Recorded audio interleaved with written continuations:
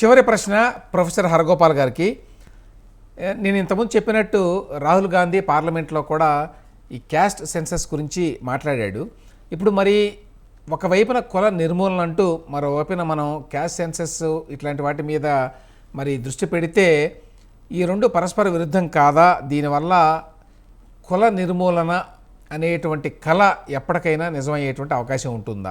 ఇప్పుడు మనము ఆర్థిక అసమానత గురించి ఆయన మాట్లాడారు, కానీ విద్యారంగాన్ని మీరు తీసుకుంటే ఆ విద్యారంగం ఎలా తయారైందంటే సమానమైన విద్య, నేబర్హుడ్ స్కూల్, కామన్ స్కూల్ అనేది అందరి పిల్లలు అదే స్కూల్కి వెళ్ళి చదువుకుంటే అది వేరు.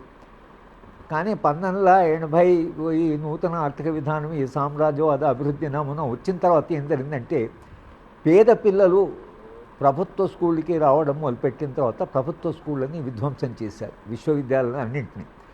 ఇక డబ్బులున్న వాళ్ళేమో వాళ్ళు చాలా ప్రైవేట్ స్కూళ్ళు కూడా మళ్ళీ అన్నీ అలాగా నాణ్యం ఉన్నాయని కాదు, ఒక్కొక్క వర్గానికి వాళ్ళ ఆదాయాన్ని బట్టి ఒక స్కూలు.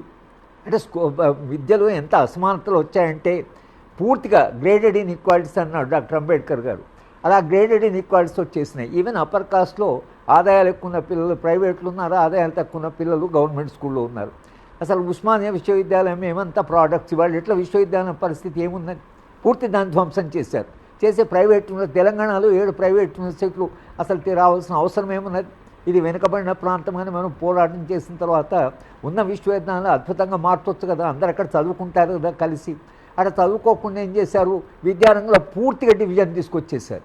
ఆ డివిజన్ తీసుకురావడం వల్ల ఇప్పుడు మొదటి తరం పిల్లలు ఎవరైతే వస్తున్నారో విద్యారంగానికి, ముఖ్యంగా ఈ దళిత వర్గాల నుంచి వచ్చే పిల్లలకు అక్కడ నాణ్యమైన విద్య లేదు. మా స్కూల్ మేము అందరం కలిసి 1950s మాకు 3 దళిత పిల్లలు మా క్లాస్లో ఉండారు, మాతో పాటు వాళ్ళు కూడా చదువుకున్నారు, వాళ్ళు కూడా ప్రభుత్వ ఉద్యోగాలు వచ్చాయి చేస్తున్నారు. ఇవాళ వాళ్ళ పరిస్థితి అట్లేదు. ఆదాయాలు ఉన్న పిల్లలు ఒక స్కూల్ పోతున్నారు, ఎక్కువ ఆదాయాలు ఉన్న పిల్లలు ఓ స్కూల్ పోతున్నారు, ఆదాయాలు లేని వాళ్ళు ఓ స్కూల్ పోతున్నారు. విద్యా వ్యవస్థలో కామన్ స్కూల్, కామన్ ఎడ్యుకేషన్. ఇప్పుడు అనిత అనే అమ్మాయి చెన్నైలో అంటే తమిళనాడులో ఆత్మహత్య చేసుకున్నది. ఆమె కామన్ ఎడ్యుకేషన్ ఎప్పుడైతే ఎంట్రన్స్ ఎగ్జామ్ పెట్టారో, నీట్ పెట్టినప్పుడు ఆ అమ్మాయి ఏమందంటే తమిళనాడులోనే పోటీ అయితే నేను పోటీ పడతా, కానీ జాతీయ స్థాయిలో పోటీ పడగలిగినటువంటిగా నాకు ఆ శిక్షణ ఇవ్వలేదు. కనుక మీరు జాతీయ స్థాయిలో కామన్ ఎంట్రన్స్ ఎగ్జామ్ అంటే మీరు కామన్ ఎడ్యుకేషన్ సిస్టమ్ తీసుకురండి, అందరికీ సమాన అవకాశాలు ఇవ్వండి, అప్పుడు మేము పోటీ పడతాం. కానీ మాకు ఇచ్చిన విద్యలో నాణ్యం లేకుండా మా తమిళనాడులో నేను ఇక్కడ అంటే సరే మాకు ఇక్కడ పోటీ పడిన, కానీ నేను జాతీయ స్థాయిలో పోటీ పడలేదు. కనుక ఆమె ఆత్మహత్యలో అది రాసి ఆమె చనిపోయింది.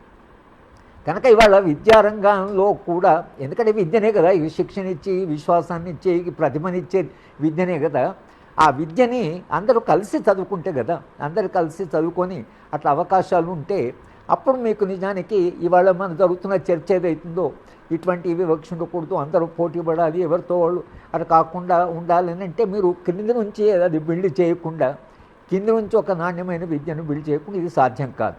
కానీ విద్యలో ఎన్ని రకాల తేడాలు వచ్చాయి, ఎన్ని రకాల స్కూళ్ళు ఉన్నాయి హైదరాబాద్లో. ఇవాళ 10 లక్షలు పెట్టి చదివే స్కూలు, 15 లక్షలు పెట్టేసి, అంటే ఈ ₹1,00,000 పెట్టి చదువుకున్న వాళ్ళు ఎవరు ఉంటారు? మా గ్రామంలో ఉన్న పిల్లలు ఎక్కడున్నారు? ఇక్కడ ప్రభుత్వ స్కూల్లో పిల్లలు ఎవరున్నారు? పేద వర్గాల పిల్లలు ఉన్నారు. కనుక ఈ విద్యారంగంలో ఈ మార్పు రాకుండా, మీకు ఇన్ని రకాల విద్య లేకుండా అందరికీ సమానమైన అవకాశాలు ఇచ్చి నాణ్యమైన విద్య, సమానమైన విద్య ఇవ్వగలిగితే అసలు ఈ చర్చ ఇంత దూరం రాదు. పిల్లలు తామంత వాళ్ళే పోటీ పడగలరు. తర్వాత ఈ గ్రాడ్యువల్గా క్రమక్రమంగా సమాజంలో అందరూ పోటీ పడేటువంటి ఒక పరిస్థితి రావాలి. ఆర్థిక అసమానతతో పాటు సామాజిక వివక్ష ఉన్నటువంటి సమాజంలో విద్య కూడా మీరు నాణ్యమైన విద్య ఇవ్వకపోతే, అదే మొన్న మేము ముఖ్యమంత్రి గారిని కలిసినప్పుడు చాలా వాదించాం, మీరు విద్యారంగానికి కేటాయింపులు పెంచండి, అందరికీ కాస్త నాణ్యమైన విద్య వచ్చే తెలంగాణలో మీరు అధికారంలోకి వచ్చారు కాబట్టి చేయండి అంటే మళ్ళీ తీరా వాడు 0.7% పెంచారు, కానీ విద్యారంగానికి కొఠారి కమిషన్ 30% అని చెప్పాడు. కొన్ని రాష్ట్రాల్లో 20% ఖర్చు పెడుతున్నారు. మన రాష్ట్రంలో మొత్తంగా టీఆర్ఎస్ పార్టీ అధికారం ఉన్నప్పుడు 12 నుంచి దాన్ని 6% తీసుకొచ్చారు. 6% పెంచండి అంటే వీళ్ళు 7.3% చేశారు. కానీ నిజానికి విద్యారంగానికి కేటాయింపులు చేసి అది ఇన్వెస్ట్మెంట్గా చూసి దాన్ని ఖర్చుగా చూడకూడదు, దాన్ని పెట్టుబడిగా చూడాలి. ఎందుకంటే మనిషి అభివృద్ధి కదా, ఓ ప్రాజెక్ట్ కడితే మీకు ఆర్థిక అభివృద్ధి, మనిషిలో ఇన్వెస్ట్ చేస్తే మనిషిగా ఎదుగుతాడు కదా, మనిషి విశ్వాసంగా ఎదుగుతాడు కదా, ఆత్మగౌరవం పెరుగుతుంది కదా.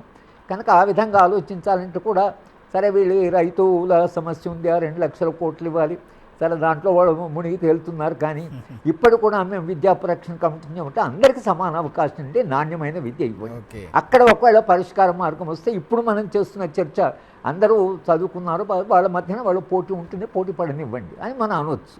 కానీ ఇప్పుడు అట్లా పరిస్థితి అది లేదు. కనుక అది ఎక్కడో పరిష్కారం అక్కడ ఉండేస్తుంది. ఓకే.